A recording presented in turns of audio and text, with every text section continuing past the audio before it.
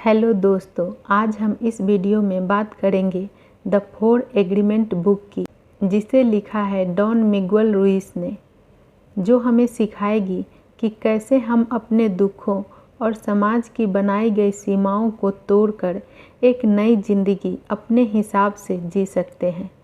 और इसे सुनने के बाद आपके अंदर का डर, सबसे बड़ा रोग क्या कहेंगे लोग, खत्म हो जाएगा।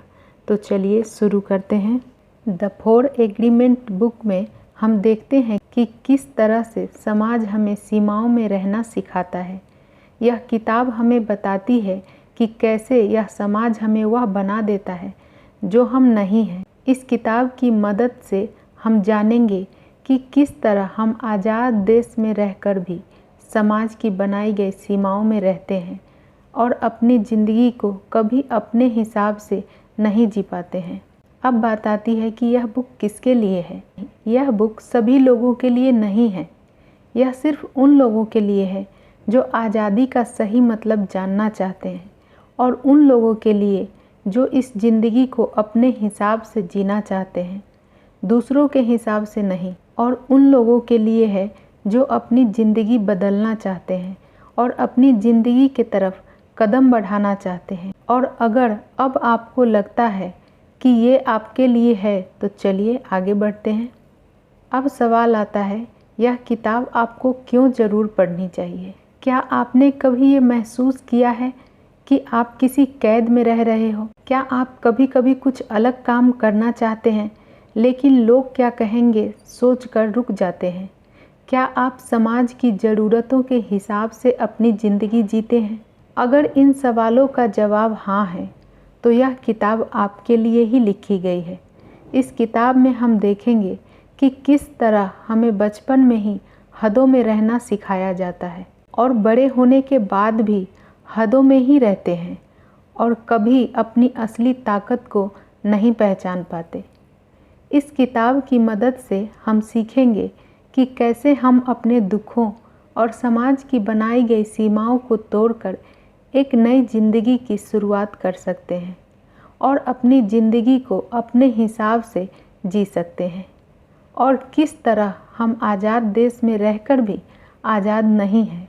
अब हम बात करेंगे कि यह समाज कैसे हमें अपने नियमों के हिसाब से जीना सिखा देता है। क्या आपको याद है कि बचपन में जब आपने अपने पेरेंट्स की बात मानी थी तब आपको शाबाशी मिली थी? क्या आपको याद है कि जब आपने उनकी बात मानने से इनकार किया था तो आपको सज़ा मिली थी? हम में से ज़्यादातर लोगों के साथ ऐसा ही होता है। हमें बचपन से ही बेड़ियों में जकड़ कर रखा जाता है और बताया जाता है कि क्या करना है और क्या नहीं करना है। धीरे धीरे यह सभी बातें हमारे दिमाग में कुछ इस तरह से बैठ जाती हैं कि बड़े होने पर भी हम उन बातों को मानते रहते हैं। हम में से हर किसी को इनाम और तारीफ़ें पसंद हैं। बचपन में जब भी हम कोई अच्छा काम करते थे तब हमें यह दोनों चीज़ें मिलती थी। इसके साथ ही सज़ा से डर भी सभी को लगता है, इसीलिए हम वह काम करने से डरते थे जिसके लिए हमें मना किया जाता था। इन सभी बातों का नतीजा यह निकला कि हमें वो बना दिया गया जो हम हैं ही नहीं। हमें एक सांचे में ढाल दिया गया और समय के साथ हम उसी आकार के हो गए। अब जब हम बड़े हो गए हैं, हमें कोई कंट्रोल नहीं कर रहा है, तब भी हम खुद ही उस आकार को बनाए रखने की कोशिश करते हैं। हमने अपने लिए यह नियम नहीं चुने थे, यह नियम हम पर ज़बरदस्ती लागू किए गए थे। बचपन से बड़े होने के सफ़र में हमें ना जाने कितनी तरह से कैद करके रखा गया था। अब वक्त आ गया है कि हम उस कैद से आज़ाद हो जाएं। तो चलिए आगे बढ़ते हैं पहले चैप्टर की तरफ। फर्स्ट एग्रीमेंट है फ्लॉलेस बने। अपने शब्दों के साथ फ्लॉलेस बने। आपके शब्द आपको खुद पर और दूसरों पर जीत हासिल करने में मदद करते हैं। शब्दों का हमारी ज़िंदगी में बहुत बड़ा महत्व होता है। अगर हम इसका सही इस्तेमाल करें तो यह हमें काफ़ी हद तक फ़ायदा पहुंचा सकता है। साथ ही में इसका गलत इस्तेमाल हमारे आत्मविश्वास को तोड़कर हमें कमज़ोर बना सकता है। उदाहरण के लिए, आप अपने आप को आईने में देखकर यह सोचें कि आप बदसूरत लगते हैं, तो आप अपना आत्मविश्वास खो देंगे और लोगों के सामने आने जाने से उनसे बात करने में संकोच करेंगे।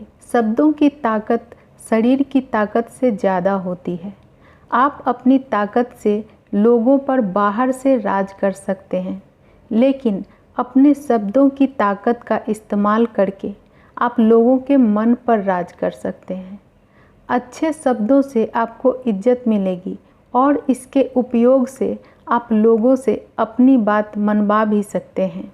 आप शब्दों के इस्तेमाल से किसी और का भी हौसला बढ़ा सकते हैं।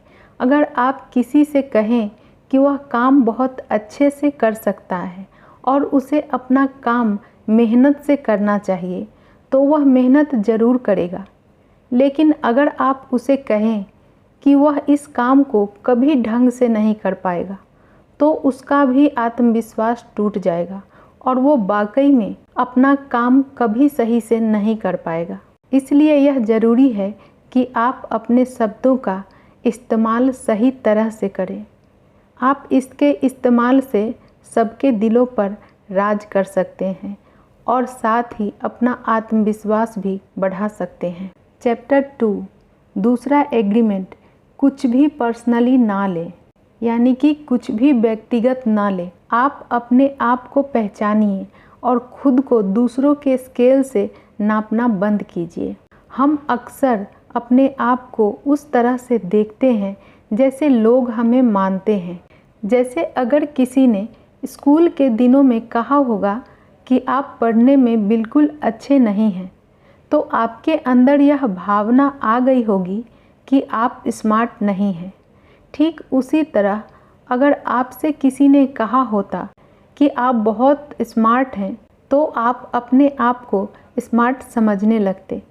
हम हमेशा ही अपने आप को दूसरों की ज़रूरतों के हिसाब से ढालने की कोशिश करते हैं। अगर लोग हमसे कहने लगे कि हम मोटे हो गए हैं, तो हम अपना वज़न कम करने में लग जाते हैं। लेकिन क्या यह ज़िंदगी आपको दूसरों की शर्तों पर जीने के लिए मिली थी? क्या आपने पैदा होने के बाद कोई एग्रीमेंट साइन किया था जिसमें आपने यह कबूल किया था कि आप हमेशा दूसरों के हिसाब से ही जिएंगे? अब वक्त आ गया है कि आप अपने बारे में जानें और खुद को दूसरों के स्केल से नापना बंद करें। अगर कोई आप पर एक उंगली उठाता है, तो आप देखिए कि 3 उंगलियां उसकी तरफ है। इसका मतलब वह आपके बारे में कम और अपने बारे में ज़्यादा बातें बता रहा है। लोग अपनी सोच, अपने मूड के हिसाब से आपके बारे में अच्छी या बुरी बातें करेंगे। अगर आपके दोस्त का मूड अच्छा है, तो वह आपकी तारीफ़ करेगा, लेकिन अगर उसका मूड खराब है, तो आप में बुराइयां निकालेगा। ठीक उसी तरह अगर कोई आपसे कहता है कि आप यह काम नहीं कर पाएंगे, तो यह उसका मानना है कि आप नहीं कर पाएंगे। तो ज़रूरी नहीं है कि जो वह मानता है वही सच हो। तो आप अपनी ज़िंदगी अपनी शर्तों पर जीना सीखिए। चैप्टर 3, तीसरा एग्रीमेंट, अजम्पशन ना बनाएं। अनुमान लगाना नुकसानदायक साबित हो सकता है। हमारा दिमाग किसी भी काम को करने के लिए हमेशा कोई आसान सा रास्ता खोजता है। इसीलिए जब हमें कोई बात समझ में नहीं आ रही होती, तो हम अनुमान लगा लेते हैं किस वजह से ऐसा हो सकता है। अनुमान लगा लेने से हमें हमारे सवाल का एक संभव जवाब मिल जाता है, जिससे हमें आगे सोचने की ज़रूरत नहीं पड़ती। लेकिन क्या आपने कभी अनुमान लगाने से होने वाली परेशानियों के बारे में सोचा है? जैसा कि पहले कहा गया है कि यह ज़रूरी नहीं है कि लोगों का मानना सच ही हो। अगर आप किसी चीज़ का अंदाज़ा लगा रहे हैं, तो इसकी बहुत बड़ी संभावना है कि आप गलत हो सकते हैं। चलिए एक उदाहरण से समझते हैं। अगर आपका दोस्त आपकी तरफ ध्यान ना दे और आप अनुमान लगा लें कि वह आपसे नाराज़ है, तो यह बिल्कुल गलत होगा। अनुमान लगाने से अच्छा है कि आप उससे पूछें कि वो ऐसा क्यों कर रहा है। सवाल पूछने से हमारी बातें साफ हो जाती हैं और आगे चलकर परेशानियां नहीं झेलनी पड़ती है। अगर आप अंदाज़ा लगाकर कोई काम करते हैं तो आप अपनी सोच को सच्चाई मान लेते हैं। आपको लगने लगता है कि आप जो सोच रहे हैं वही सच है, और जब आप गलत साबित होते हैं तब आपको बुरा लगता है। अगर आप अंदाज़ा लगा लें कि आप कोई काम कर लेंगे, आप बिना तैयारी के ही उसमें घुस जाएंगे और हारने पर आपको बुरा महसूस होगा। अनुमान लगाना रिश्तों में दरार डाल सकता है और बनते काम भी बिगाड़ सकता है। इसलिए यह ज़रूरी है कि आप अनुमान लगाने से बचें। इससे बचने का सबसे अच्छा तरीका है कि आप तब तक सवाल करें जब तक आपको सारी बात समझ में ना आ जाए। चौथा एग्रीमेंट, हमेशा अपना बेस्ट दें। आप हर काम को अच्छे से अच्छे तरीके से करने की कोशिश कीजिए। हर काम में अपना पूरा जोर लगाना हमेशा अच्छा होता है। अब चाहे वह पढ़ाई हो या फिर आपकी नौकरी, अगर आप हमेशा अपने काम को अच्छे से अच्छे तरीके से करने की कोशिश करेंगे तो हारने पर भी आप खुद को दोष नहीं देंगे। लेकिन अगर आपने पूरी कोशिश नहीं की तो हार जाने पर आप हमेशा अपने आप को दोष देते रहेंगे। अगर आपने उस समय मेहनत की होती तो शायद आप सफल होते। ऐसा हो सकता है आप किसी दिन अपना काम बहुत अच्छे से करके जाएं, जबकि कभी कभी आप अपने काम में ठीक से मन भी ना लगा पाएं।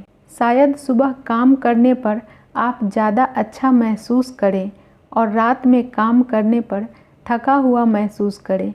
लेकिन हालात चाहे जो भी हों, आप हमेशा अपना पूरा जोर लगाते रहिए। क्या हो अगर आपका काम करने का मन बिल्कुल ना करता हो। अक्सर लोगों को रोज़ सुबह उठने पर यह जानकर बिल्कुल खुशी नहीं होती कि आज उन्हें काम पर जाना है। ऐसे में हम क्या करें जिससे हमारा काम करने का मन करे। अगर आप किसी बाहरी दबाव या ज़रूरत की वजह से काम कर रहे हैं तो आपका काम करने का मन कभी नहीं करेगा। आजकल स्कूल जाने वाले बच्चों का पढ़ाई में मन इसीलिए नहीं लगता क्योंकि वे बाहरी दबाव की वजह से पढ़ते हैं। वह इसीलिए पढ़ते हैं ताकि उनके मार्क्स अच्छे आएं। इन्हीं चीज़ों की वजह से आपका काम करने का मन नहीं करता। आप वो काम कीजिए जो आपको अच्छा लगता है। अगर आप अपने काम से प्यार करेंगे, आपको अपना काम बोझ नहीं लगेगा। इस तरह से काम करने पर आपका काम में मन भी लगेगा और आप हमेशा ही उसे अच्छे से कर पाएंगे। अब आगे बात आती है अपनी नई ज़िंदगी की शुरुआत पुरानी ज़िंदगी को छोड़कर कीजिए। अब आगे आपको 3 रास्ते बताई जा रही है जिनको अपनाकर आप नई ज़िंदगी की शुरुआत कर सकते हैं। नंबर 1, अपने सपने को पहचानिए। सबसे पहले आप यह देखिए कि आपके सपने क्या हैं और क्यों आपने उन सपनों को अब तक पूरा नहीं किया। आप अपनी ज़िंदगी को अपने सपने की ज़िंदगी के हिसाब से जीना शुरू कीजिए। और अगर आपके रास्ते में कोई ऐसी बात आती है जो आपको बचपन में सिखाई गई थी तो आप उसे छोड़कर आगे बढ़ना सीखिए। आप उन चीज़ों को पहचानिए जो आपके दुख का कारण है और फिर उनसे धीरे धीरे छुटकारा पाने की कोशिश कीजिए। नंबर 2, दूसरों को माफ़ करना सीखिए। आपके दुख का कारण यह भी हो सकता है कि आपका किसी से झगड़ा हुआ हो या फिर किसी ने आपको बुरा भला कहा हो। आप उसकी कही हुई बातों को अपने साथ लिए घूमते हैं, जिससे आपका दुख हमेशा बढ़ता रहता है। आप दूसरों को माफ़ करना सीखिए। अगर आपको किसी बात का पछतावा हो रहा है तो आप खुद को माफ़ करना सीखिए। आप जब तक लोगों को माफ़ करना नहीं सीखेंगे तब तक आप पुरानी यादों में घूमते रहेंगे और आपके अंदर नकारात्मकता आने लगेगी। नंबर 3, हर पल का मज़ा लेना सीखिए। आप हर दिन को कुछ इस तरह से व्यतीत कीजिए जैसे वह आपका आखिरी दिन हो। ऐसा करने से आप बस उन चीज़ों पर ध्यान देंगे जिनसे आपको खुशी मिलेगी और आप दुख देने वाली चीज़ों को भूलना सीख जाएंगे। कोई भी अपनी ज़िंदगी का आखिरी दिन तनाव में जीकर नहीं बिताना चाहेगा। हर दिन को आखिरी दिन समझने से आपको ज़िंदगी जीने का तरीका आ जाएगा। दोस्तों, ये किताब हमें सिखाती है कि हमारे बचपन से हम अपनी ज़िंदगी को दूसरों के हिसाब से जीते आ रहे हैं। हमारी खुशी और आज़ादी से ज़्यादा ज़रूरी है लोग क्या सोचेंगे। अगर आप सच में अपनी ज़िंदगी सुकून से जीना चाहते हैं तो आपको समाज की सीमाओं को तोड़ना होगा, जिससे आप अपनी असली ताकत को पहचान सकें और अपनी ज़िंदगी अपने हिसाब से जी सकें। अपनी बेड़ियों को तोड़ना शुरू कीजिए। बहुत सारे लोग न जाने कितनी बेड़ियों से बंधे हैं। अब वक्त आ गया है कि आप उनको एक एक करके तोड़ दें। अगर आपको कहा गया है कि आपको रात में कहीं बाहर नहीं जाना चाहिए, तो आप एक दिन बस ऐसे ही बाहर चले जाइए। आप अपने रास्ते की रुकावटों को तोड़कर अपने आप को आज़ाद कीजिए। तो दोस्तों, ये थी डॉन मिगुएल रुइस की बुक समरी द 4 एग्रीमेंट। आपको ये समरी कैसी लगी कमेंट करके ज़रूर बताएं। दोस्तों, इस वीडियो को पूरा देखने के लिए आपका बहुत बहुत धन्यवाद।